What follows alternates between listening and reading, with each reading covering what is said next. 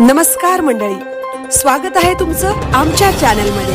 आवाज महामुंबईचा, शोध बातमीचा, कौल मनाचा। चला तर मग आमचे चॅनल लाईक करा, शेअर करा आणि सबस्क्राइब करा। धन्यवाद। महाराष्ट्र राज्याचा नागरिक म्हणून आपल्याला खरोखरच अभिमान असला पाहिजे, कारण लहान बाळापासून महिला, तरुण तरुणी ते आबाल वृद्धांपर्यंत सर्वांनाच आज शांतपणे सुरक्षित वाटते, ते महाराष्ट्र राज्यातील पोलिसांच्या कार्यक्षमतेमुळे।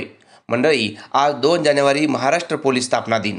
1 मे 1960 रोजी महाराष्ट्र राज्याची निर्मिती झाली, परंतु महाराष्ट्र पोलीस खात्याला मुंबई येथे शिवाजी पार्क मैदानावर तत्कालीन पंतप्रधान श्री जवाहरलाल नेहरू यांनी या समारंभात 2 जानेवारी 1961 या दिवशी हा ध्वज महाराष्ट्र पोलिसांकडे सुपूर्द केला।